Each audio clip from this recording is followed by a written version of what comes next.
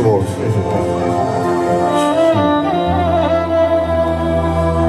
یکی کینانی لبی چردانی تو بود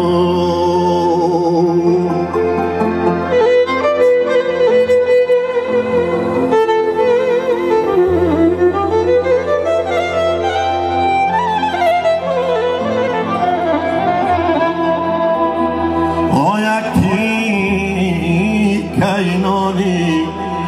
لبی چردانی تو بود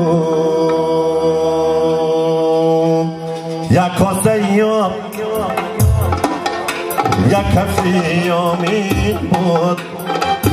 در گوش صدای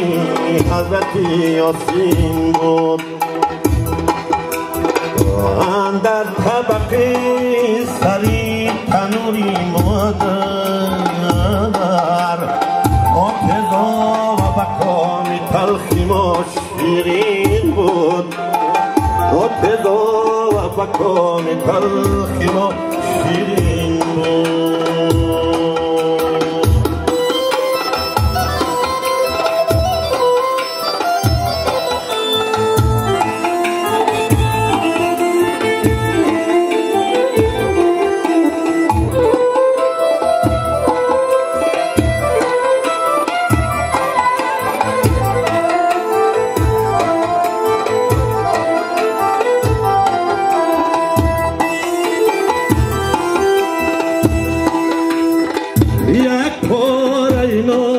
بود زیری سری من یک درزه روز پای بود بیشتری من دو چشم سرم شرار از خود می رخشید خورشید سری تنور بود مادری من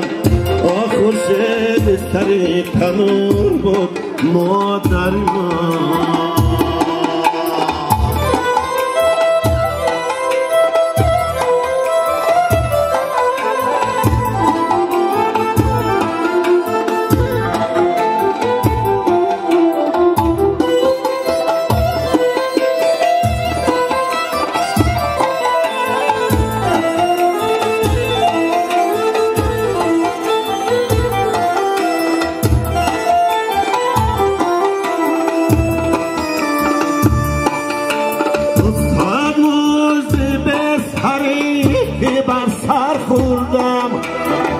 صد مشتی دیگر پشتی دل برخوردم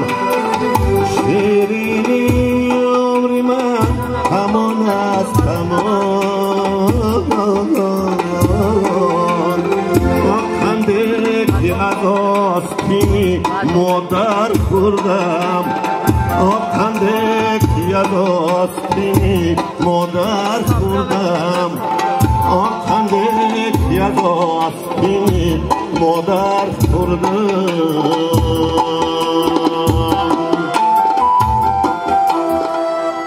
سلامت باشه.